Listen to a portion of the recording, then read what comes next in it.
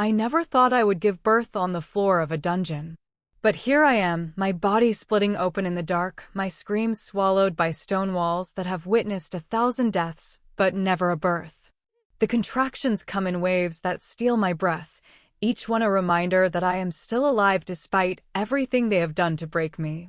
My hands are chained to iron rings embedded in the floor, the metal cutting into my wrists with every push, every prayer to the moon goddess who has been silent for so long. The first child comes with a rush of blood and water, sliding into my trembling hands. A boy. His cry pierces the darkness like the howl of a young wolf claiming his territory. I pull him to my chest with shaking arms, my tears mixing with sweat and grime. He is perfect. He is mine. He is the reason they wanted me dead. But the pain does not stop. Another contraction rips through me, and I realize with a shock that splits me wider than my body ever could be, there is another. My second son arrives moments later, smaller than his brother but fierce, his little fists already clenched as if ready to fight the world that tried to kill him before he drew breath. I cradle them both against my chest, these twin miracles born of cunning and desperation, of a blood moon encounter that was supposed to be my shame but became my salvation. They have his eyes. The High Alpha's eyes. The eyes of the man who sentenced me to death without recognizing the scent of his own seed growing inside me. They will kill me at dawn, the guard said. But looking at my sons, I know something they do not. When the sun rises and they drag me to the great hall, when the Alpha King raises his blade and the pack howls for my cursed blood, I will show them the ring. And everything will change. The great hall of Silver Creek smells like wet stone, burning pine, and the particular musk of wolves who have tasted power and want more. I kneel in the center of the judgment circle, my hands bound behind my back with silver cord that burns my skin. Above me, the vaulted ceiling disappears into shadows, and around me, the pack forms a living wall of fur and fangs and gleaming eyes. I do not lower my gaze. Let them see me. Let them remember the face of the woman they called cursed, the widow they whispered about in corners, the daughter-in-law they abandoned when grief became inconvenient. My knees press into cold stone, but my spine remains straight. They can chain your hands, but they cannot bend your spirit unless you let them. High Alpha Eugene stands before me on the raised dais, his massive frame draped in ceremonial furs. He wears the silver torque of leadership around his throat, the very symbol of the bloodline I was supposed to help continue when I married his son Walter. Walter, who was kind but weak. Walter, who the moon goddess took from me in a hunting accident that left me a widow before my 20th winter. You know why you are here. Eugene's voice rolls through the hall like distant thunder. I know what you believe, I say quietly, and the room erupts in snarls and growls. Eugene raises one massive hand, and silence falls like a stone. After my son Walter's death, I gave you to his brother Clarence. To honor you. To give you a place despite the whispers. His lip curls. And what did you do? You brought the goddess's wrath down upon him too. Barely a year, Aurora. Barely a year before Clarence lay dead, struck down for violating the moon law. The memory rises unbidden, Clarence's body convulsing in the dirt, foam at his mouth, his eyes rolling back as the goddess's judgment burned through him. He had tried to force the mate bond with another woman while still married to me. The moon goddess disagreed. I did not kill him, I say. The goddess. The goddess used you as her weapon. Eugene roars. 2 brothers dead. 2 heirs to Silver Creek, gone because you carry death in your womb like other women carry children. I think of the child growing inside me now, barely a flutter. They do not know. Not yet. I banished you to the edges of our territory. I showed you mercy. His voice drops to something colder than winter. And how did you repay that mercy, Aurora? You mated with a rogue. You carry his bastard pup. You have violated every law we hold sacred. The crowd's bloodlust rises, a living thing with teeth and hunger. Eugene's hand moves to the hilt of the great sword at his side. The Fong of Winter. It has ended the lives of traitors for 200 years. Do you deny it? He asks. I look up at this man who was once my father through marriage, this high alpha who abandoned me when I needed protection most. This king who does not recognize the woman he claimed beneath the full moon 6 months ago when his wolf was wild and his scent was masked by smoke and sacred herbs. I deny nothing, I say clearly. But I mated with no rogue. The hall goes still. Eugene's eyes narrow. You just confessed. I confess to mating. I confess to carrying a child. The silver cords bite into my wrists. I did not confess to dishonoring this pack. In fact, High Alpha, I have done the opposite. Confusion ripples through the crowd. Explain yourself, he growls.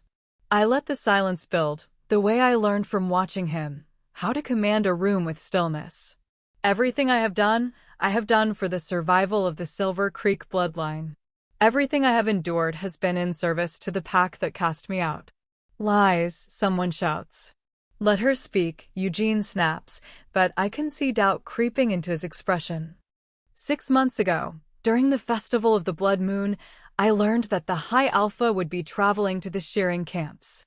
I learned that he would be alone, that his wolf would be wild with the moon's pull. I pause. I crafted a disguise. I used nightshade and silver mist to mask my scent. I wrapped myself in veils and shadow. And I went to him. Eugene's face goes very still. I went to the High Alpha on the night of the blood moon, and I gave him what this pack needed, an heir. A future. My voice rises.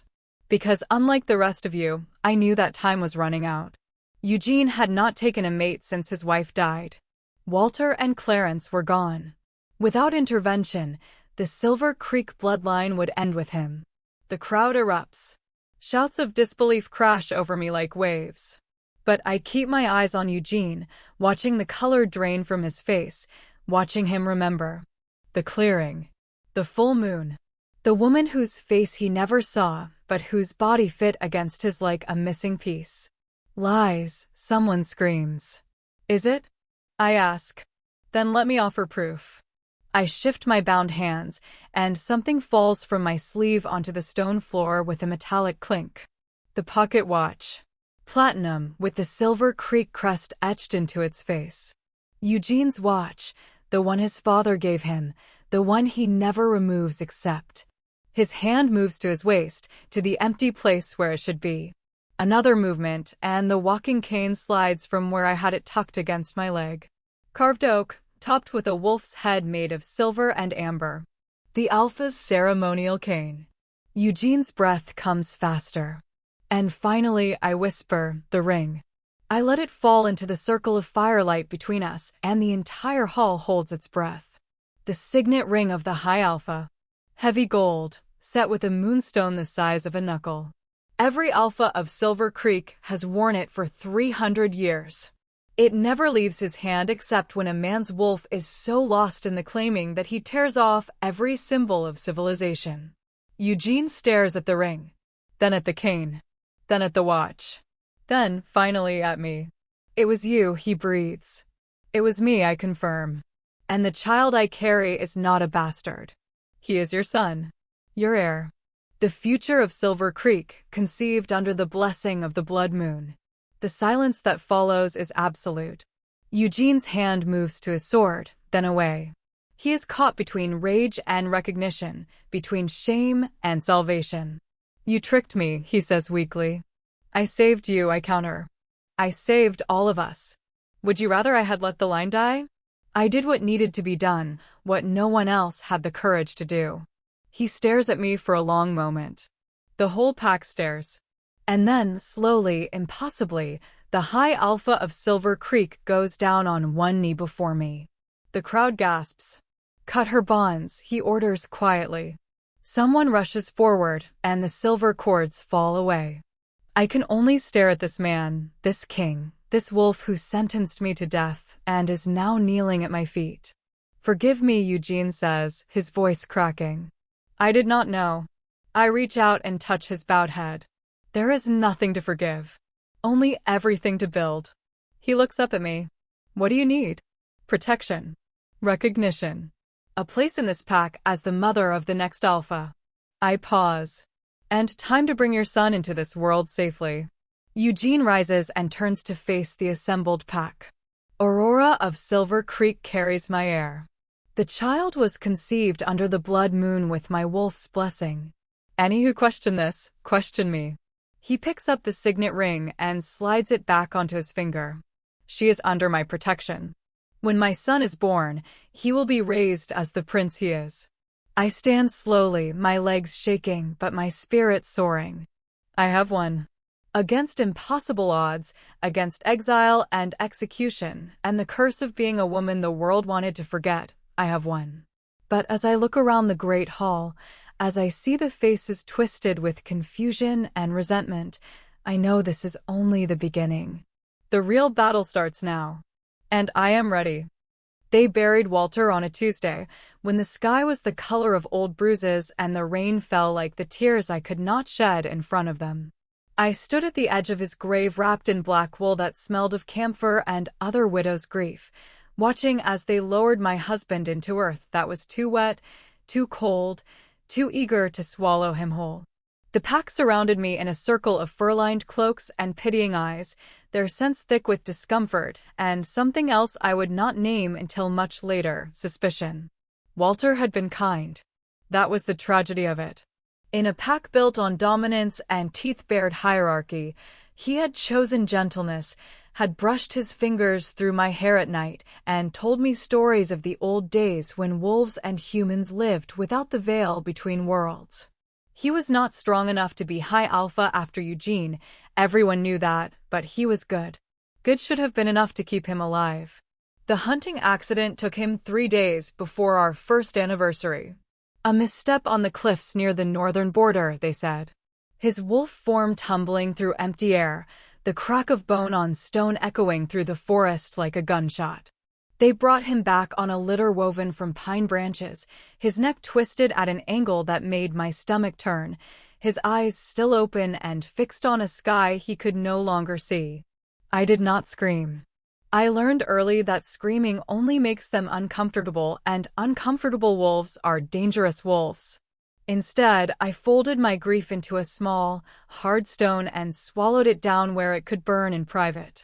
High Alpha Eugene spoke the funeral rites himself, his voice carrying across the assembled pack with that resonant authority that made even the oldest wolves lower their heads. He did not look at me. Not once. Not when he scattered the sacred ash over Walter's shroud. Not when he held the death song that had every wolf in attendance lifting their voices to join him. Not when the first shovel of dirt hit the body of his son with a sound like finality itself. But I felt his judgment like a hand around my throat. The whispers started that very night. I heard them through the thin walls of the rooms they had given me in the pack house, rooms that had been Walter's and were now mine by a courtesy that was already fraying at the edges. The younger wolves were the cruelest, their voices carrying on the wind that slipped through cracks in the timber. Barely a year, one said. The moon goddess must have seen something in her. Or smelled it, another replied, and they laughed, sharp and cutting. Death clings to some women like perfume. I pressed my palm against the cold glass of the window and watched my breath fog the surface. Outside, the pack was gathering for the night hunt, their forms moving like shadows called to darker purposes. They would run until dawn, would let their wolves loose to chase and kill and forget that one of their own was fresh in the ground. I was not invited. Widows do not hunt. 3 weeks later, Eugene summoned me to his private study. The room smelled of leather and whiskey and the particular musk of an alpha who has held power so long it has soaked into his skin. He sat behind a desk carved from a single piece of oak, his hands folded, his eyes the color of winter sky. "You will marry Clarence," he said without preamble. No greeting, no acknowledgement of my mourning, no pretense that this was anything other than a command. The pack needs stability. You need protection. It serves us both. Clarence. Walter's younger brother, all sharp edges where Walter had been soft, all ambition where Walter had been content. Clarence, who had watched me across the dinner table with eyes that stripped skin from bone, who had asked once, only once, if I thought Walter was wolf enough for a woman like me. And if I refuse? The words left my mouth before wisdom could stop them. Eugene's eyes flashed gold, just for a moment, his wolf rising to the surface at the challenge. Your pack, Aurora. You do not refuse. You serve.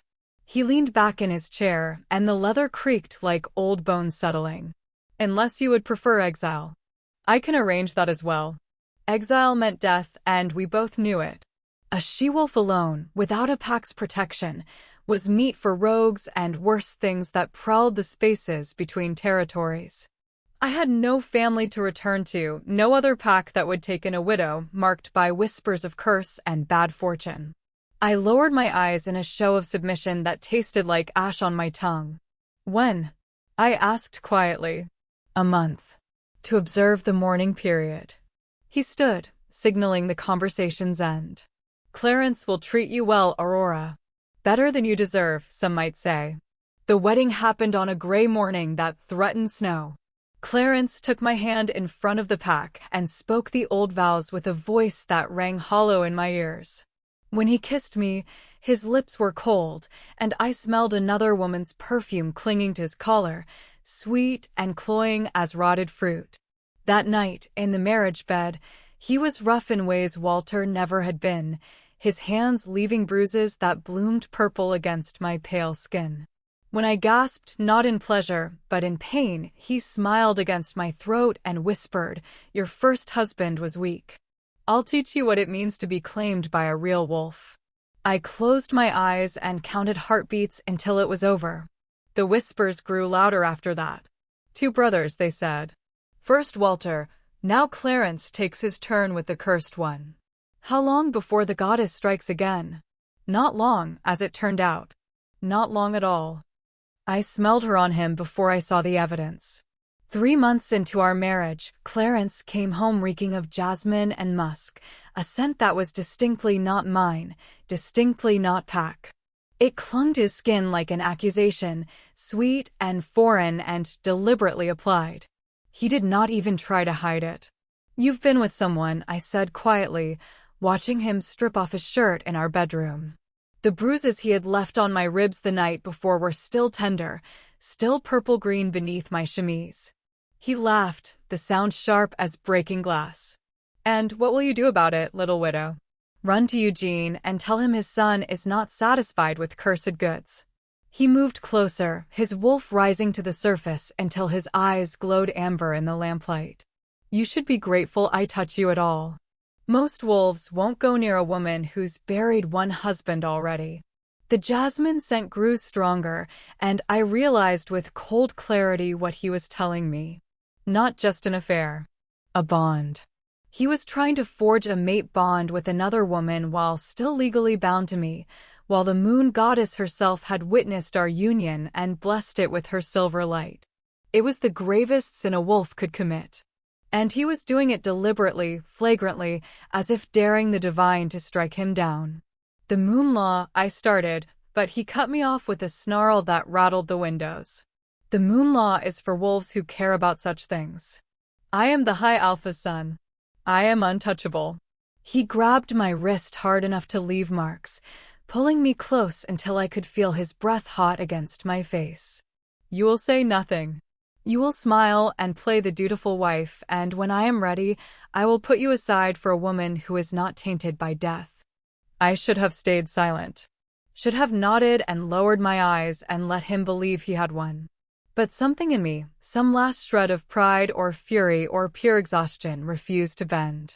"The goddess sees everything," I whispered. "Even you." His hand cracked across my face with enough force to split my lip. I tasted copper and swallowed it down, refusing to give him the satisfaction of my tears. That night, he left our bed and did not return until dawn.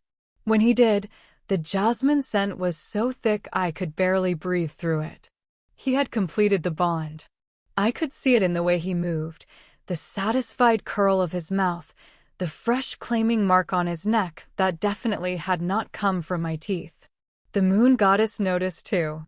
It happened 3 days later, during the monthly pack assembly in the Great Hall.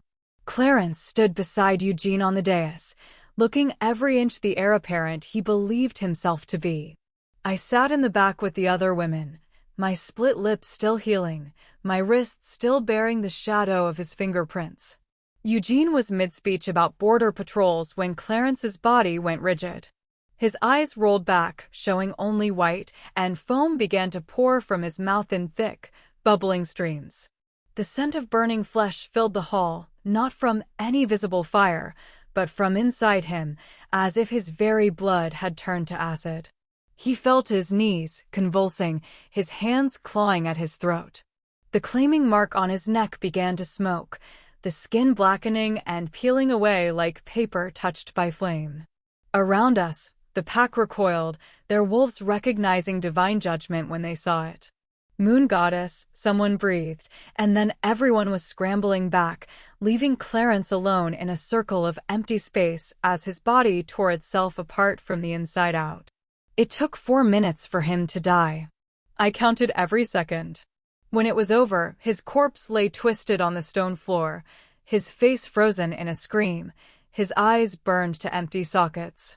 The jasmine scent was gone, replaced by the acrid stench of sulfur and scorched meat. The silence that followed was absolute. Every eye in the hall turned to me, the widow, the cursed one, the woman who had now buried 2 husbands in less than 2 years.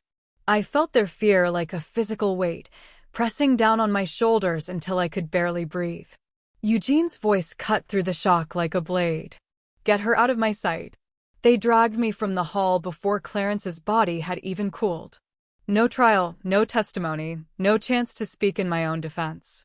Eugene's command was law, and his law said I was poison, contamination, a blight on the Silver Creek bloodline that needed to be excised before I could spread further.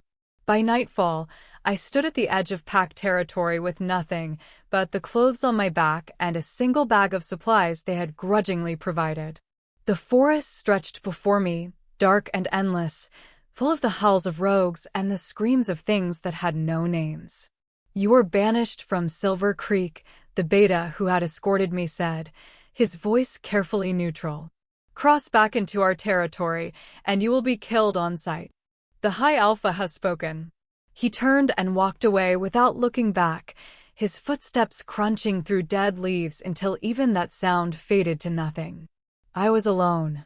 Truly, completely alone for the first time in my life, with nothing but the moon overhead and the certainty that Eugene had sent me here to die. I looked up at that moon, full and bright and indifferent, and felt something shift inside my chest. Not despair. Not surrender. Something harder, sharper, forged in the fire of 2 dead husbands and a pack that had used me like a broodmare and then thrown me away when I proved inconvenient. If they wanted me dead, they would have to do it themselves. I was not going to make it easy. The old she-wolf found me on my 3rd day in exile, half-starved and shivering in a cave that smelled of bear and old death. I heard her approach long before I saw her, the careful placement of paws on stone, the wheeze of breath through aging lungs, the particular scent of a wolf who had lived too long and seen too much. "You can come out, child," she called, her voice rough as tree bark. "I'm not here to hurt you." I emerged slowly, my hand wrapped around the only weapon I had, a sharp stone I had found near the cave entrance.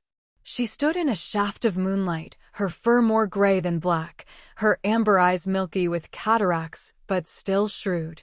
She was ancient, older than any wolf I had seen in Silver Creek, and she wore her years like armor. "You're the cursed widow," she said, and it was not a question. "The one who killed 2 High Alpha heirs with nothing but bad luck and a well-timed marriage bed." "I killed no one," I said, but my voice sounded hollow even to my own ears. She laughed, a sound like stones rattling in a jar. "No, you didn't. But they'll never believe that, will they?" Much easier to blame the woman than to admit their precious sons were weak, one stupid enough to fall off a cliff and the other arrogant enough to spit in the moon goddess's face. She shifted her weight, her bones creaking. "Come with me. You'll freeze to death out here, and that would be a waste of a perfectly good opportunity for revenge." The she-wolf's name was Mara, and she lived in a hollow beneath the roots of an ancient oak tree, so far from pack territory that even rogues rarely ventured this deep.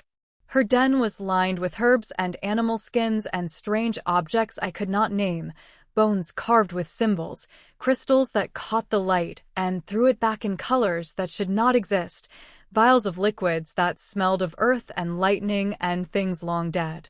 "You're a hedge witch," I breathed, recognizing the old ways my mother had whispered about before the pack elders forbade such talk. "I am what I need to be," Mara corrected, settling onto a pile of furs with a grunt. "And right now, I need to be the woman who teaches you how to survive. Because you're not done with Silver Creek, are you? I can smell the rage on you, sharp as pine sap." I said nothing, but my silence was answer enough. Over the following weeks, Mara taught me things the pack had never deemed appropriate for a high alpha's daughter-in-law. How to move through the forest without leaving a scent trail. How to read the stars for navigation and the moss for direction. How to identify every herb that grew in the shadow places, the ones that healed and the ones that poisoned and the rare few that did both depending on the moon's phase. But most importantly, she taught me about the Blood Moon Festival. "It happens once a year," she explained, grinding nightshade root into a fine powder with practiced movements. "All the regional alphas gather at the shearing camps to conduct pack business, settle disputes, arrange alliances. It's sacred ground, no violence allowed, no pack politics, just wolves being wolves under the goddess's eye." She glanced up at me with a knowing look. "Eugene will be there. He never misses it." My heart stuttered in my chest. "Why are you telling me this?" "Because you're going to need him if you want to survive." She added silver mist to the powder, and the mixture began to shimmer with an opalescent sheen. "The pack won't take you back, not after 2 dead husbands. But if you carry an alpha's child, a legitimate heir, they can't exile you. Pack law is very clear about that." "Eugene would never." "Eugene's wolf would," Mara interrupted. "On the blood moon, when the pull is strongest, when every wolf is half mad with the goddess's influence, his human mind won't have a say in it. Especially if you know how to make yourself irresistible." She held up the shimmering powder. "Nightshade and silver mist, mixed with 3 drops of your own blood and worn against the skin. It will mask your scent completely, make you smell like mystery itself. His wolf won't recognize you as the cursed widow. He'll only know that you smell like fate." I stared at the powder, understanding blooming like poison in my chest. "You want me to seduce him?" "I want you to survive," Mara corrected. "Seduction is just the method. What you do with the child afterward, that's up to you. But I'll tell you this, girl. A she-wolf alone dies. A she-wolf carrying the high alpha's heir becomes untouchable. Choose which one you want to be." The blood moon was 6 weeks away. Mara spent that time preparing me, crafting the disguise that would allow me to walk into the shearing camps unrecognized. She wove me a veil from spider silk and shadow, so fine it was nearly invisible in moonlight, but thick enough to obscure my features completely. She showed me how to move differently, how to carry myself with the confidence of a she-wolf who had never known exile or shame. "You were trained to be submissive," she said, watching me practice my walk. "A good pack wife, eyes down, throat exposed. You need to be something else now. Something wild. Something that calls to the alpha in him, the part that still remembers when wolves ruled the darkness and took what they wanted without apology." On the night before the festival, Mara painted symbols on my skin with ash and moonflower oil, ancient marks that had been forbidden by pack law for generations. Protection. Fertility. Divine favor. The paint tingled where it touched my flesh, warm and alive. "The goddess sees you," Mara whispered, her milky eyes fixed on something I could not see. "She knows what you're about to do. And she approves." I looked down at my reflection in a bowl of still water. The veil transformed me into someone unrecognizable, someone mysterious and dangerous and utterly compelling. The nightshade silver mist powder shimmered against my collarbones, masking my scent so completely I could barely smell myself. "What if it doesn't work?" I asked, my voice small. Mara's smile was sharp as broken glass. "Then you die in exile, cursed and forgotten. But if it does work, She leaned close, her breath smelling of herbs and secrets. Then you become the mother of kings, and everyone who abandoned you will kneel at your feet. I took a breath and felt something settle in my chest, not hope, not yet, but something close to it. Purpose. Direction. A future that was mine to claim instead of one forced upon me by men who saw me as nothing more than a useful womb. The shearing camps were 3 days' journey north. I left at dawn, the veil secure, the powder warm against my skin, and vengeance burning cold and patient in my heart. The blood moon rose like a wound in the sky, staining everything beneath it the color of fresh spilled blood. I felt it pull at something deep inside me, something primal and wild that had nothing to do with my human mind and everything to do with the wolf that lived beneath my skin. Around me, the shearing camps hummed with restless energy, hundreds of wolves from dozens of packs, all feeling the same magnetic pull, all struggling to maintain the veneer of civilization when every instinct screamed at them to run, to hunt, to claim. I moved through the crowds like smoke, the veil hiding my face, the nightshade silver mist powder making me anonymous even to the keenest noses. No one looked at me twice. I was just another she-wolf seeking the moon's blessing, just another body drawn to the sacred fires that burned at the heart of the camps. Eugene stood apart from the others, near the edge of the forest where the firelight gave way to shadow. I recognized him immediately, the broad shoulders, the silver threading through his dark hair, the way he held himself with absolute authority even when he thought no one was watching. His wolf was close to the surface tonight. I could see it in the golden glow of his eyes, in the tension coiled through his frame like a spring wound too tight. He was alone. The goddess herself could not have arranged it better. I approached slowly, letting the moonlight catch the shimmer of powder on my skin, letting my scent, or the deliberate absence of it, reach him before I did. His head turned sharply, his nostrils flaring as his wolf tried and failed to identify me. I watched confusion flicker across his face, followed by something darker, hungrier. "You should not be here alone," he said, his voice rougher than usual, scraped raw by the moon's influence. "It's not safe on a night like this." I stopped just beyond his reach, close enough that he could feel the heat radiating from my body, but far enough that he would have to choose to close the distance.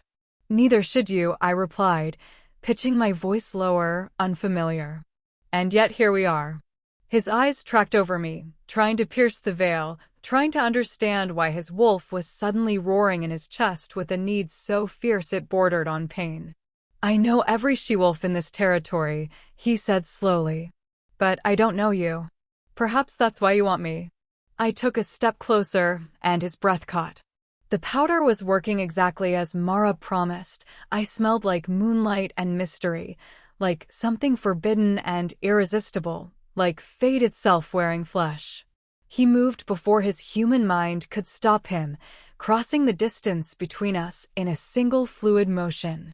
His hand caught my waist, pulling me against him with enough force that I gasped. Up close, I could smell the whiskey on his breath, the wood smoke in his clothes, the raw masculine musk of an alpha male on the edge of losing control. "Tell me to stop," he growled against my ear, his teeth grazing my throat in a way that made my pulse spike. "Tell me to walk away." But I wrapped my arms around his neck instead, feeling the thick muscle beneath my fingers, the wild hammering of his heart against my chest. "I came here for this," I whispered. "For you." That was all it took. His wolf surged forward with a snarl that vibrated through both our bodies, and suddenly we were moving, stumbling into the forest, his hands tearing at the fastenings of my dress, while mine worked at the buttons of his shirt. Fabric ripped. He shoved me against the rough bark of an oak tree, his mouth hot and demanding on mine, his body pressing into me with an urgency that left no room for hesitation. The claiming was primal, brutal, perfect. He pinned me with his weight, one hand fisted in my hair while the other gripped my hip hard enough to bruise.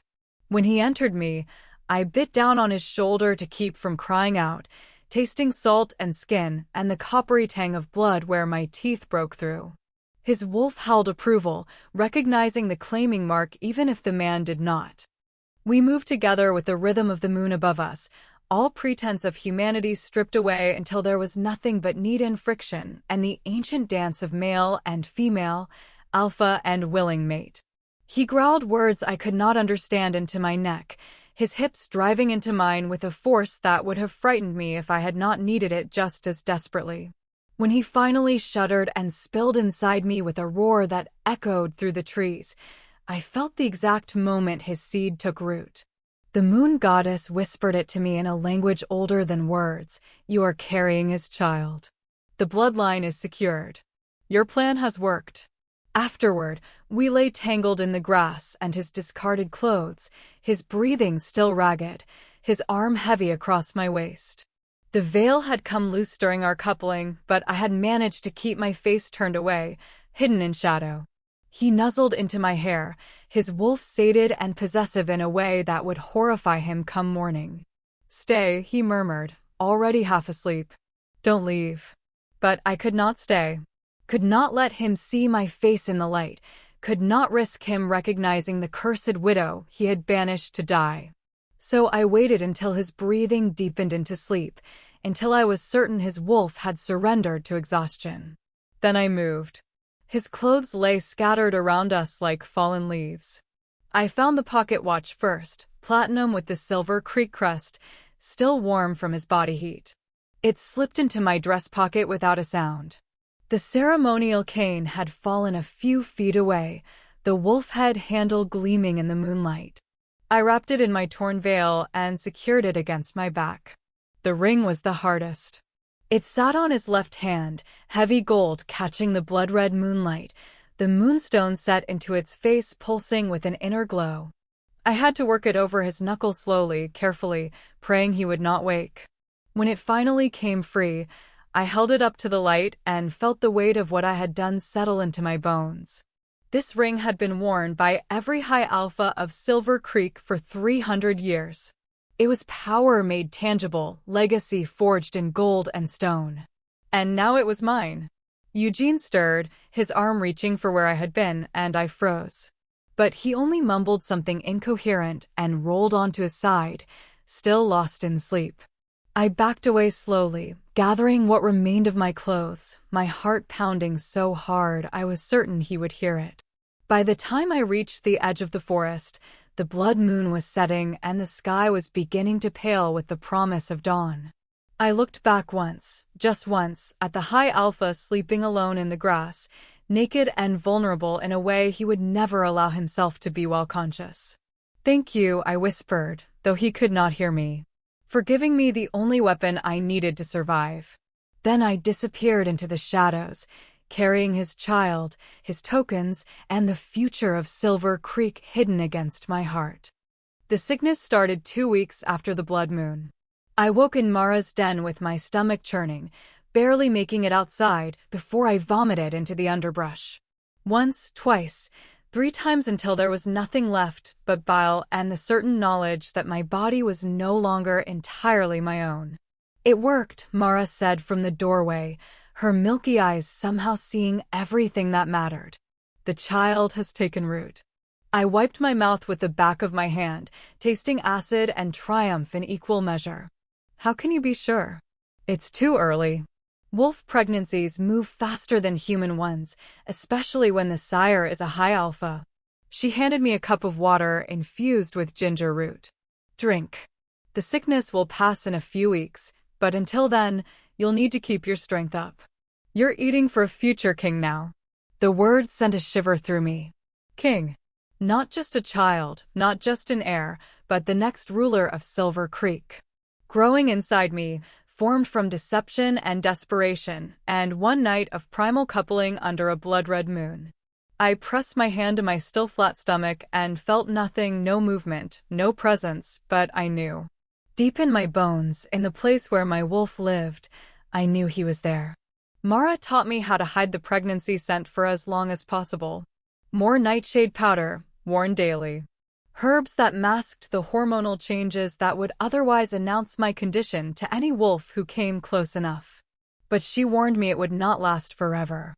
3 months, maybe 4 if you're lucky, she said, grinding juniper berries into paste. After that, the pup's alpha bloodline will be too strong to hide. Every wolf within a mile will smell what you're carrying and know it's not some rogue's bastard. Then I have 3 months to figure out what comes next. You already know what comes next, Mara corrected. You return to Silver Creek, you present your proof, and you force Eugene to acknowledge what he's done. The only question is whether you'll survive long enough to do it. I returned to the edge of Pack territory 6 weeks after the blood moon, making a shelter in a cave system that straddled the boundary between Silver Creek land and the wild beyond.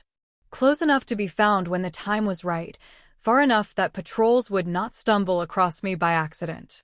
I lived like a ghost, hunting small game, gathering what edibles the forest provided, and watching my body change in ways both familiar and terrifying. The child made himself known in small ways first. A flutter in my belly like trapped wings. A sudden craving for raw meat that had me tearing into rabbit flesh with my teeth before my human mind could be disgusted. Dreams of running through moonlit forests with a silver-eyed wolf pup at my heels, his howl already carrying the authority of an alpha-born. By the 3rd month, I could no longer hide the swell of my stomach. My breasts grew heavy and tender, my hips widened, and most damning of all, my scent changed. The nightshade powder could only do so much against the hormonal storm raging through my body. I began to smell like pregnancy, like fertility, like a she-wolf carrying precious cargo that demanded pack protection. That was when they found me. The patrol came through on a cold morning when frost still clung to the grass and my breath misted white in the air. I heard them before I saw them for young males, their wolves close to the surface as they marked the boundary line between Silver Creek and neutral territory. I pressed myself deeper into the cave, hoping they would pass by, but the wind shifted at exactly the wrong moment. The lead wolf's head snapped toward my hiding place, his nostrils flaring. "Do you smell that?" "Pregnant she-wolf," another replied, his voice sharp with interest. "Close by." They moved as a unit, following the scent trail I had tried so hard to mask. I could have run, should have run, but something kept me frozen in place. Perhaps exhaustion. Perhaps the knowledge that running was only delaying the inevitable. Perhaps the child inside me, already influencing my decisions in ways I did not fully understand. They found me huddled at the back of the cave, my arms wrapped protectively around my swollen belly, my teeth bared in a warning snarl that we both knew I could not back up. For against one, and I was pregnant, weakened, barely holding myself together on scraps and desperation. The lead wolf shifted, bones cracking, for receding until a young man stood before me, maybe 20 winters old, his eyes wide with recognition. "Aurora?" "The cursed widow."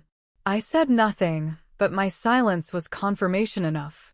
"Goddess above," he breathed, and the others shifted to human form as well, circling me like I was some mythical creature they had only heard about in stories. "We thought you were dead." The High Alpha said. He stopped, his nose wrinkling as he processed the full scope of my scent. "You're pregnant." "Congratulations," I said flatly. "You can count." But the lead wolf was not listening anymore. He had gone very still, his eyes unfocused as his wolf sorted through the complex layers of scent emanating from my body. Pregnancy hormones, yes. But underneath that, something else. Something that made his spine straighten and his wolf lower its head in instinctive submission. "That's not just any pup," he whispered, and the others caught it too. The unmistakable signature of alpha bloodline, strong and pure and impossible to mistake. "That's a royal pup. High alpha grade." The youngest of the patrol, barely more than a boy, shook his head in confusion. "But how?" "She's been in exile. The only rogues out here are half mad from isolation." None of them could sire an alpha grade. Understanding dawned across his face like sunrise, terrible and illuminating. "Oh. We need to take her back," the lead wolf said, his voice tight with the weight of what they had discovered. "The High Alpha needs to know about this. Immediately." I could have fought. Could have screamed that I wanted no part of Silver Creek, that I would raise this child alone in the wilderness, before I let them drag me back to face Eugene's judgment. But I had not survived this long by being stupid. This was the moment I had been waiting for, the reason I had stayed close to Pack territory instead of fleeing to truly neutral ground. Then take me, I said, rising to my feet with as much dignity as I could muster. But know this, if any harm comes to me or my child before I stand before the High Alpha, the moon goddess herself will strike you down. This pup is sacred, protected, and anyone who threatens him answers to her. It was a bluff, mostly, but they did not know that. They exchanged nervous glances, their wolves clearly unsettled by the aura of power radiating from my pregnant belly. Finally, the lead wolf nodded. "We'll escort you back safely," he promised. But Aurora, he hesitated, something like pity flickering across his face. "Whatever you've done, whatever this child represents, the High Alpha will not be merciful. You know that, right?" I touched the pocket of my dress, feeling the hard shape of the signet ring I had carried against my skin for 3 months, waiting for exactly this moment. "Mercy," I said softly, "is not what I'm counting on." They brought me into Silver Creek at dawn, when the mist still clung to the ground and the pack was just beginning to stir. Word of my capture had traveled faster than we had. By the time we reached the Great Hall, a crowd had already gathered, their faces twisted with curiosity and contempt in equal measure. I heard the whispers following me like carrion birds. "The cursed widow returns, pregnant with a rogue's bastard. 3 dead men, and now she brings shame upon shame." I kept my head high, my hand resting protectively on my swollen belly, and said nothing. Let them whisper. Let them judge. They would all be choking on their words soon enough. The Council of Elders sat in a semicircle on the raised platform, 7 ancient wolves who had guided Silver Creek through wars and famines and the slow erosion of the old ways. At the center sat Eugene, looking older than I remembered, new lines carved into his face like tributaries of exhaustion. His eyes found me across the hall, and I watched him process what he was seeing: the exiled widow, returned from the dead, her belly round with child. No recognition flickered in his gaze. No memory of the blood moon, of tangled limbs and desperate coupling, of the veiled woman who had disappeared into shadow while he slept. The nightshade powder had done its work too well. To him, I was only what I had always been: Aurora, the cursed one, the bringer of death, now returned to add insult to injury. "You were banished," he said, his voice carrying the weight of absolute authority, "on pain of death. Yet here you stand, in violation of pack law, carrying evidence of further crimes against Silver Creek." "I stand here because your patrol dragged me here," I replied, and several elders hissed at my tone. "I was living quietly at the edge of your territory, harming no one, threatening nothing. It was your wolves who could not leave well enough alone." "Quiet at the edge of our territory," Eugene repeated slowly, his eyes dropping to my belly. "While spreading your legs for rogues and conceiving bastards that carry enough alpha blood to confuse even experienced trackers." He leaned forward, and I saw something dangerous flicker in his gaze. "Who is he, Aurora? What rogue was foolish enough to touch the cursed widow and doom himself to the goddess's wrath?"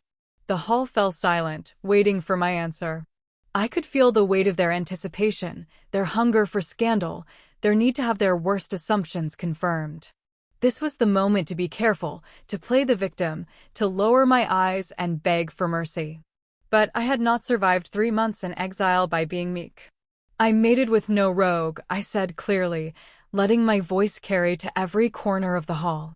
"The father of my child is of pure Silver Creek bloodline, as any wolf with a working nose can confirm." Confusion rippled through the crowd. One of the elders, a gray-muzzled she-wolf named Tessa, leaned toward Eugene and murmured something I could not hear. He shook his head sharply, irritation flashing across his features. "Impossible," he said. "Every male of breeding age in this pack is accounted for. No one has claimed you, no one has." He stopped, his jaw tightening. "You're lying." Trying to trick us into believing your rogue spawn is somehow legitimate. Test me then, I challenged.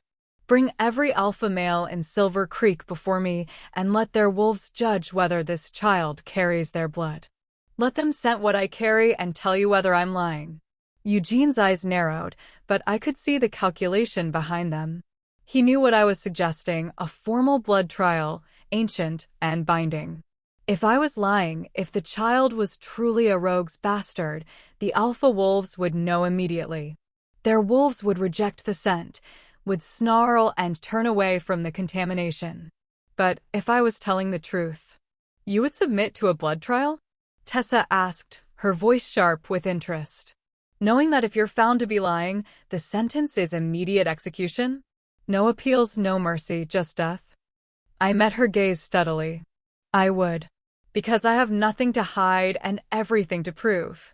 Eugene stood abruptly, his chair scraping against stone. This is absurd. She's playing for time, trying to. She has the right to demand a blood trial, another elder interrupted, a scarred old male named Marcus. It's written in the oldest laws. If she claims Silver Creek parentage, we must test it properly. Otherwise, we risk killing a legitimate heir out of prejudice and assumption. There is no legitimate heir here. Eugene's voice rose, his wolf bleeding through until his eyes glowed gold. Look at her. Exiled, cursed, responsible for the deaths of 2 of my sons. You think I would ever, he caught himself, but the words hung in the air, unfinished and damning. I smiled then, slow and knowing. You would never what, High Alpha? Touch me? Claim me? Lose yourself to the moon's pull like every other wolf who walks this earth. I took a step forward, and the guards flanking me tensed. You think you're above such things? That your control is absolute? That there is no circumstance under which you might forget yourself and act on instinct rather than pride? His face had gone pale, his hands clenched into fists at his sides. Around us, the pack had gone very quiet, sensing the undercurrent of something they did not fully understand. Tomorrow at noon, Tessa declared, cutting through the tension before it could ignite into violence. We will conduct a formal blood trial. Aurora will be held in the cells until then. If the child proves to be Silver Creek blood, we will determine next steps. If not, she looked at me with cold finality. Then we will execute both mother and unborn pup for the crime of deception. The guards moved to take me, their hands surprisingly gentle on my arms as they guided me toward the stairs that led down to the holding cells. I did not resist. This was all proceeding exactly as I had known it would, the shock, the denial, the eventual demand for proof. As they led me past Eugene, I allowed myself one moment of eye contact. He stared at me like I was a puzzle he could not solve, his brow furrowed, his wolf prowling just beneath the surface. I could see him searching his memory, trying to understand the confidence in my gaze, the certainty in my smile. Tomorrow, I said softly, for his ears alone. Tomorrow you'll understand everything. Then they took me down into the dark, where the stone walls wept moisture, and the air smelled of iron and old fear. They locked me in a cell that was barely large enough to lie down in, with nothing but a thin blanket and a bucket for comfort. But I did not despair. I did not weep. Instead, I pulled the 3 tokens from where I had hidden them against my skin, watch, cane, and ring, and laid them out on the stone floor like an offering to the moon goddess herself. One more day, I whispered to the child growing inside me, to the future kings who would change everything. One more day, and then we show them exactly who we are. The ring caught the thin light filtering through the cell bars, its moonstone gleaming like a promise, like prophecy, like the irrefutable truth that would either save my life or end it. I was ready for either. They came for me at noon, just as Tessa had promised. The guards unlocked my cell with faces carefully blank, neither cruel nor kind, just wolves following orders. I had not slept. Had spent the night running my thumb over the engraved surface of Eugene's signet ring, feeling the weight of 300 years of alpha lineage pressed into gold and moonstone. The watch ticked steadily in my other hand, counting down the minutes until everything changed. The great hall was packed when they brought me up. It seemed the entire territory had turned out for the blood trial. Wolves pressed shoulder to shoulder, their scents mixing into a complicated tapestry of anticipation and bloodlust and morbid curiosity. They wanted a show. They wanted to see the cursed widow finally brought to justice, wanted to watch me proven false and executed for my lies. I would give them a show. Just not the one they expected. Eugene sat on his throne like a king carved from stone, his face an impassive mask. But I could see the tension in his shoulders, could smell the sharp edge of anxiety beneath his carefully controlled exterior. He did not want to be here. Did not want to face whatever truth this trial might uncover. But pack law had backed him into a corner, and even a high alpha could not ignore the oldest codes without risking rebellion. Tessa rose from her seat among the elders, her voice cutting through the murmur of the crowd. We are gathered to conduct a blood trial. Aurora, formerly of Silver Creek, claims that the child she carries is of pure pack bloodline. She will submit to the judgment of our alpha males, who will scent the pup and determine its parentage. She turned her sharp gaze on me. Do you understand that if you are found to be lying, your execution will be immediate and without appeal? I understand, I said clearly. And I do not fear the truth. They brought forward 5 alpha males, the strongest, most dominant wolves in Silver Creek below Eugene himself. I recognized 3 of them: Marcus the Elder, still broad-shouldered despite his age, Dane, who had been one of Walter's closest friends, and young Garrett, barely into his 20s, but already radiating the kind of power that marked future leadership. The other 2 were unfamiliar, likely from outlying territories allied with Silver Creek. One by one, they approached me. One by one, they leaned close and breathed in the complex scent signature emanating from my pregnant body. And one by one, their eyes widened with the same shocked recognition. High alpha grade, Marcus said, his voice rough with disbelief. Pure Silver Creek bloodline. There's no question. Impossible, Dane whispered, but his wolf had already lowered its head in instinctive submission to the power radiating from my belly. The only wolf who could sire an alpha this strong would be. He stopped, his eyes cutting to Eugene with sudden, terrible understanding. The youngest, Garrett, was less diplomatic. That's your pup, High Alpha, he said bluntly. I can smell your signature all over it. When did you? Confusion warred with shock on his face. The hall erupted. Voices rose in a cacophony of disbelief and accusation and desperate confusion. Eugene shot to his feet, his face flushed with rage. Silence. His alpha command cracked through the hall like a whip, forcing every wolf present to bite back their words, their wolves compelled to obey even as their human minds screamed questions. When the quiet descended, it was absolute. This is impossible. I have never touched this woman. I have never. He stopped, something flickering behind his eyes. Memory, perhaps. Or the beginning of doubt. The blood trial does not lie, High Alpha, Tessa said carefully. 5 witnesses, all confirming the same thing. That child carries your genetic signature. The question now is how this came to be without your knowledge. I could have told them then. Could have explained the blood moon, the disguise, the deliberate seduction. But Eugene's face had gone from red to pale, his eyes wild with an emotion I could not quite name. He looked trapped, cornered, and I knew from bitter experience that cornered wolves were the most dangerous.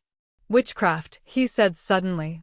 She used forbidden magic to trick me, to steal my seed through deception and dark arts. This is not conception, it is theft. Violation of the highest order. That is a serious accusation, Marcus said slowly. Look at her. Eugene gestured violently in my direction.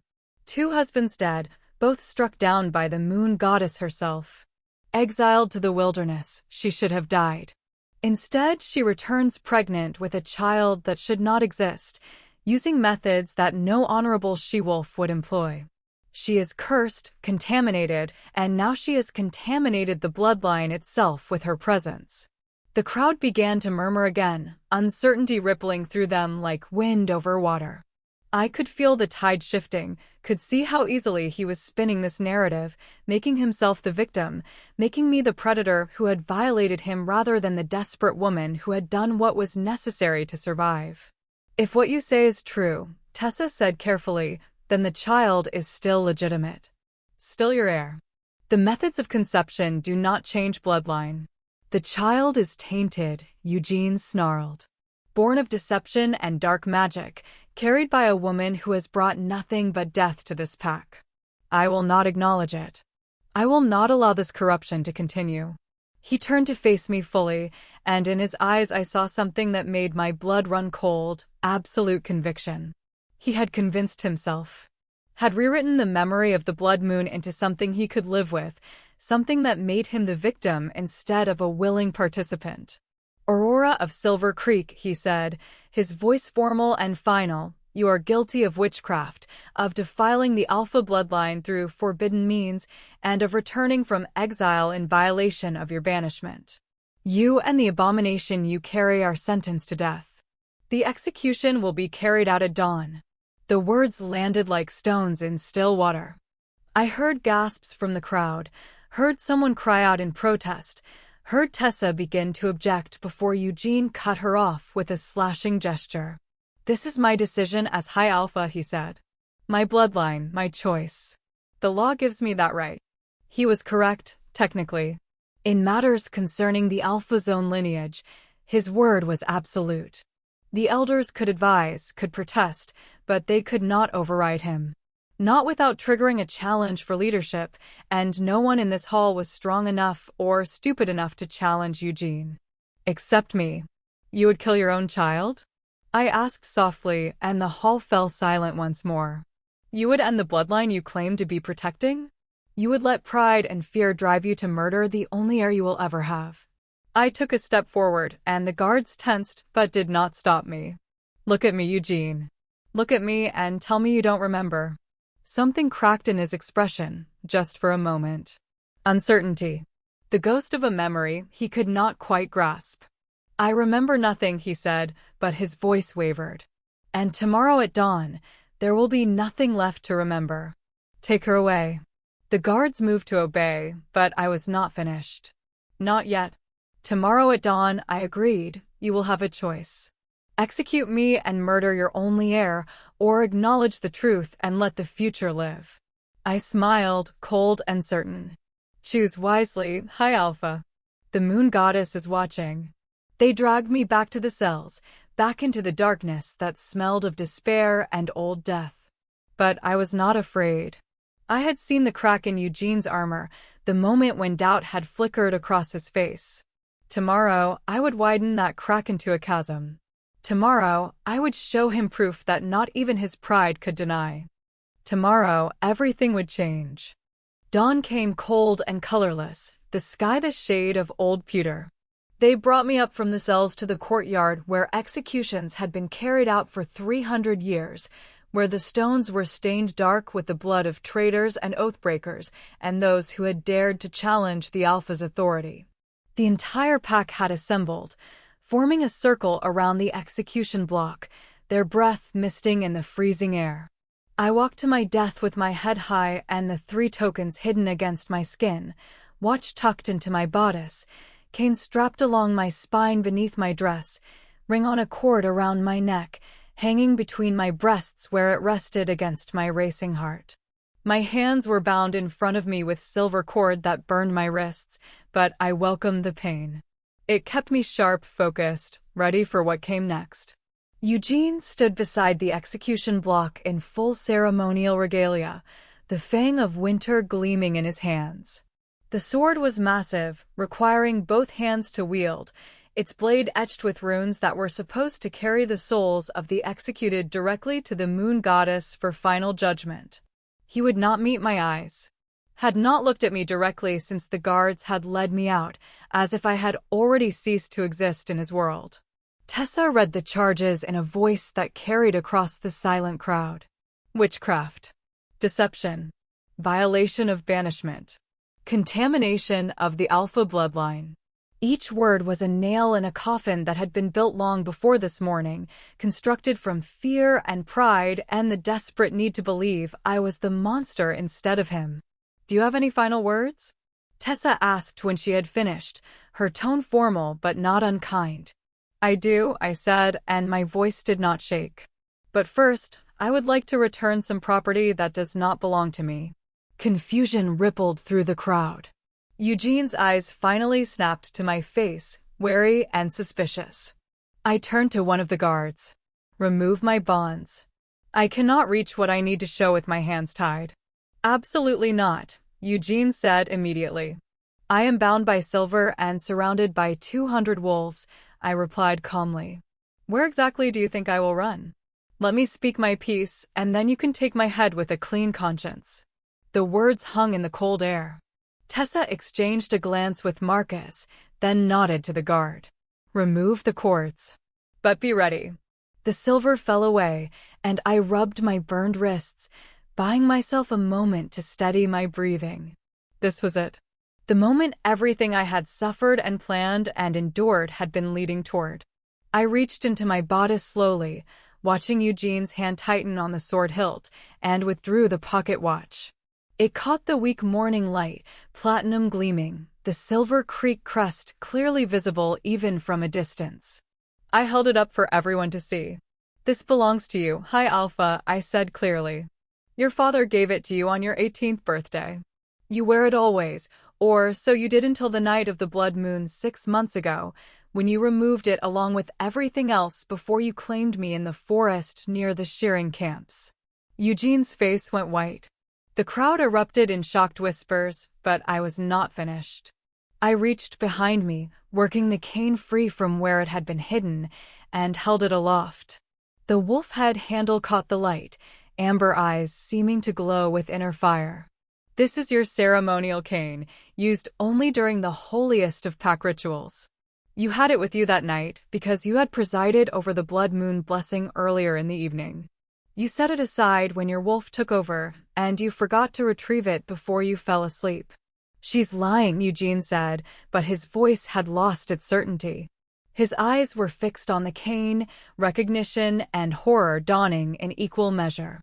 "She stole these. She broke into my chambers and—" "Your chambers were locked that night," Tessa interrupted quietly. "You were at the shearing camps. We all know this. Then she followed me there. She used her witchcraft to—" He was floundering now, his carefully constructed narrative crumbling like sand castles before the tide. I reached for the cord around my neck, pulling it free, letting the ring slide into my palm. For a moment, I simply held it, feeling the weight of history and bloodline and irrefutable truth pressed into gold and moonstone. Then I lifted it high, and the entire courtyard fell silent. The signet ring of the High Alpha. The ring that never left his hand except in the most intimate of circumstances. The ring that had marked the flesh of every Alpha of Silver Creek for 300 years with the impression of its seal. "And this," I said, my voice ringing with absolute certainty, "you gave me without knowing it, when your wolf was so lost in the claiming that you tore everything from your body to get closer to mine. I pulled it from your finger while you slept, sated and satisfied, with my scent still covering your skin." Eugene stared at the ring like it was a serpent. His hand moved unconsciously to his left ring finger, to the place where it should have been, where he had told everyone it was being repaired after damage during a border patrol. The lie was naked now, exposed in the morning light. "That's not, I never," he could not finish the sentence. Could not make the denial stick when the evidence glittered in my palm like accusation made tangible. His wolf recognized it before his human mind could accept it. I saw the moment it happened. His eyes flashed gold, his nostrils flared, and his entire body went rigid as sense memory crashed over him like a wave. The scent of nightshade and silver mist being burned away by the proximity of his own belongings. The memory of soft skin and desperate coupling and a veiled woman who had fit against him like she was made for exactly that purpose. "You," he breathed, and the sword in his hands trembled. "It was you." "It was me," I confirmed. I veiled my face and masked my scent, and went to you on the night when your wolf was strongest, when the moon pulled at every instinct you possess. I gave you what the pack needed: an heir, a future, a chance for the bloodline to continue. And you gave me these tokens in exchange, though you did not know it at the time. The crowd was in chaos now, voices rising in disbelief and scandal and fierce argument. Some called for my immediate execution for the deception. Others shouted that the child was legitimate regardless of method. The elders huddled together, arguing in harsh whispers about precedent and law and what this meant for pack stability. But I only had eyes for Eugene, watching him wrestle with the truth that was rewriting everything he thought he knew. His wolf wanted to claim me. I could see it in the way his pupils dilated, in the unconscious step he took toward me before catching himself. But his pride, his image, his carefully constructed identity as the wronged party, all of it was screaming at him to reject what his instincts knew to be true. "You deceived me," he said finally, and his voice was hollow. "You tricked me into breaking my own laws into." "I saved you," I interrupted. "I saved all of us. You had no mate, no heir, no future beyond your own lifespan. When you died, Silver Creek would have fractured into civil war as lesser wolves fought for dominance. I prevented that. The child I carry, your sons, will be the greatest alphas this pack has ever known." "Sons?" Tessa said sharply. "You carry twins?" I had not meant to reveal that yet, but the word had slipped out in my passion. "Yes, twin males." I felt them both quicken, felt their power. The prophecy speaks of twin Lycan kings who will rule with strength beyond measure. That prophecy begins here with them. Eugene lowered the sword slowly, his arms shaking with more than just the weapon's weight. Around us, the pack had gone silent again, processing the implications. Twin alpha males. Prophesied kings. The future of not just Silver Creek, but possibly all Lycan territories. "What do you want?" Eugene asked quietly, and I knew I had one. "I want to live," I said simply. "I want my children to live. I want recognition, protection, and a place in this pack not as a widow or a criminal, but as the mother of your heirs." I took a step toward him, closing the distance until we were close enough that only he could hear my next words. "And I want you to admit that you wanted me that night. That your wolf chose me not because of magic or trickery, but because something in you recognized something in me." His jaw clenched, but he did not deny it. The silence stretched between us like a living thing, fragile and weighted with the hopes of an entire pack. Eugene stared at me, and I watched the war playing out behind his eyes, pride against pragmatism, shame against survival, the man he wanted to be against the wolf he actually was. Around us, 200 wolves held their breath, waiting to see which side of him would win. Finally, he stepped back, turning to face the assembled pack.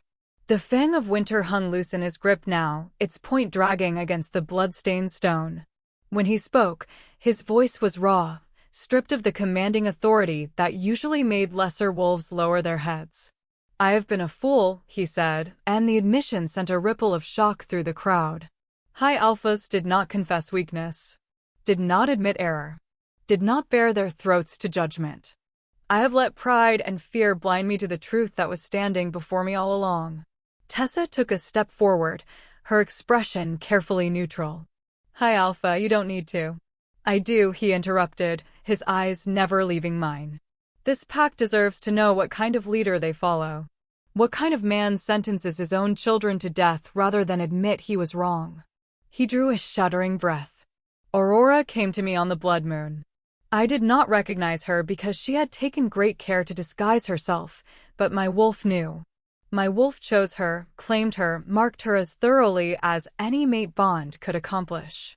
And when it was done, when I had spilled my seed and ensured the continuation of my line, I fell asleep satisfied and ignorant of what gift the moon goddess had given me. The pack was utterly silent now. Even the wind seemed to hold its breath. I woke alone, Eugene continued. I told myself it was a dream, a fantasy brought on by the moon's madness. I did not look for the woman who had shared my bed. Did not try to find her, to claim her properly, to thank her for what she had given me. Instead, I returned to Silver Creek and resumed my life as if nothing had changed. His laugh was bitter, self-mocking. But something had changed. The tokens I thought I had lost, the strange sense of emptiness I could not explain, the way my wolf would sometimes rise to the surface for no reason and search for a scent I could not name. He turned to face me fully, and I saw something I had never expected to see in the High Alpha's eyes, tears. They did not fall, but they glittered in the morning light like diamonds. "You did not curse my sons," he said, his voice breaking. "Walter's death was an accident, a tragedy of his own clumsiness and bad fortune. Clarence's death was divine justice for his arrogance and violation of sacred law. Neither had anything to do with you except that you had the misfortune to be bound to them when the moon goddess called them to account." He took a step closer, closing the distance between us until I could feel the heat radiating from his body. "But I blamed you anyway. Because it was easier than admitting my sons were flawed. Easier than facing my own failures as a father and a leader. Easier than acknowledging that I had no heir and no future beyond my own death." "Eugene," I whispered, but he shook his head. "You came to me in disguise and gave me what I was too proud to ask for. A second chance. A future. An heir who will be stronger than I ever was because he carries the cunning of his mother and the strength of his father." His hand moved to my belly, hovering just above the swell where our children grew. "May I?" I nodded, unable to speak past the lump in my throat.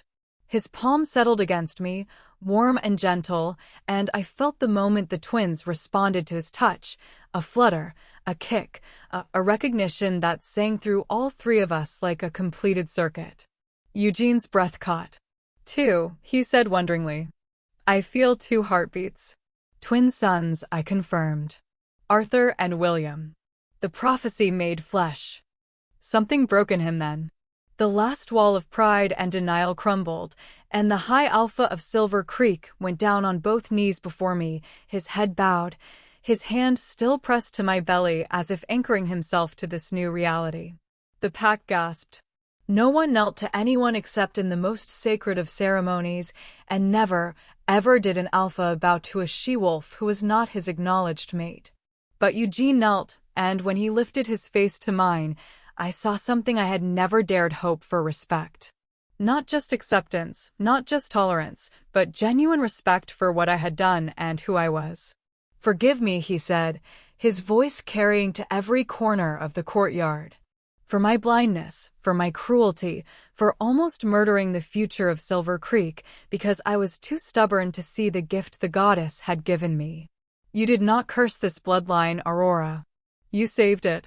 You risked everything, your safety, your dignity, your very life, to ensure that Silver Creek would have a future when I had given up on finding one myself."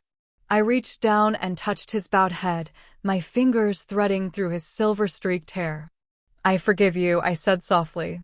"Not because you deserve it, but because our sons deserve a father who has learned from his mistakes. Who knows the difference between strength and stubbornness. Who understands that sometimes survival requires sacrifice and cunning, not just brute force." Eugene looked up at me, and in that moment, I saw not the High Alpha who had sentenced me to death, but the man who had claimed me under the blood moon, vulnerable, genuine, stripped of all pretense. "What happens now?" he asked. I smiled, and it was not the cold smile of victory I had worn in my cell. It was something warmer, something that spoke of possibility instead of vengeance. "Now you stand up, you acknowledge these children publicly as your heirs, and you give me a place in this pack where I can raise them without fear. Where I am respected not for who I married, but for what I have accomplished. Where my worth is measured by my own strength, not by my usefulness to powerful men." He rose slowly, his hand still resting on my belly, unwilling or unable to break the connection. When he turned to face the pack, he kept one arm around my shoulders, not possessive, but protective, claiming me publicly in a way that left no room for doubt or whispers. "This is Aurora," he said, his voice once again carrying the full weight of alpha command. "Mother of my heirs. savior of the Silver Creek bloodline. She is under my protection, and anyone who threatens her, threatens me. Anyone who questions her place in this pack, questions my judgment. She will want for nothing. She will fear nothing. And when our sons are born, she will be honored as the woman who had the courage to do what needed to be done when all others, including myself, had given up hope. The pack erupted in howls, the ancient sound of wolves acknowledging truth and accepting change. Not everyone howled enthusiastically. I could see resentment on some faces, confusion on others, but they howled nonetheless. Pack law had been satisfied. The Alpha had spoken. The future was secured.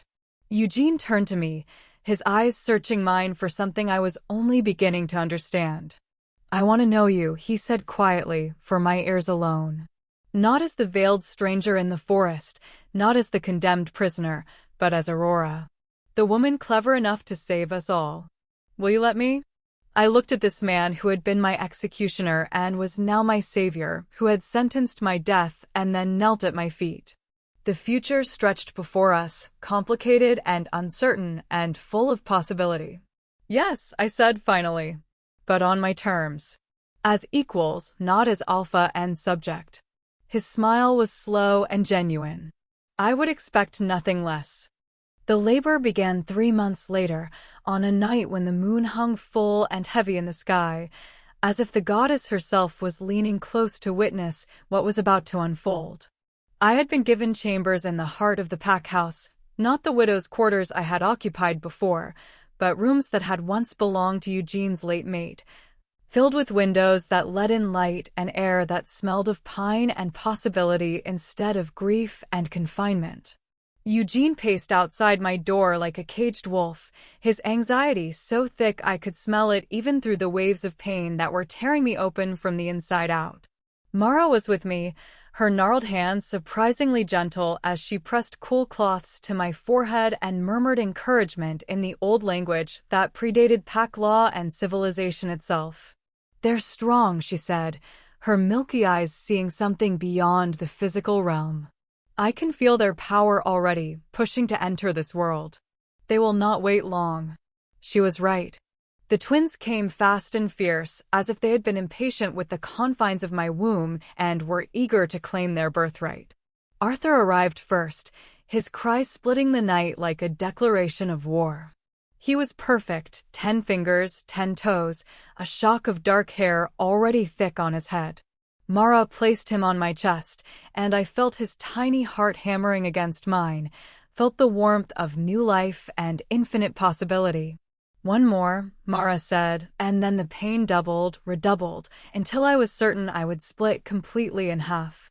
William came into the world silent, which terrified me until he opened his eyes silver, like moonlight made solid, and I understood. He did not need to cry to announce his presence. His power did it for him, radiating from his small body in waves that made every wolf in the pack house lift their heads in instinctive recognition. I held them both, these miracle sons who should never have existed, who had been conceived in deception and born in the shadow of an execution block. They were so small, so fragile, and yet I could already feel the strength coiled in their tiny bodies, the destiny waiting to unfold. That was when it happened. Arthur's body began to shimmer, his skin rippling like water disturbed by wind. I watched in stunned silence as my newborn son, barely minutes old, shifted. Bones reformed with soft pops instead of the agonizing cracks of adult transformation. For sprouted, midnight black with a single white star on his chest. Where a baby had been, a wolf pup now lay, his eyes already gleaming with intelligence far beyond his age. "Impossible," Mara breathed, and for the first time since I had known her, she sounded genuinely shocked. "No pup has ever shifted at birth. Not in 1,000 years of recorded history." William followed his brother's lead seconds later, his transformation even smoother, as if he had been born knowing how to slip between forms. His fur was lighter than Arthur's, silver gray like storm clouds, with the same intelligent eyes that seemed to hold ancient wisdom.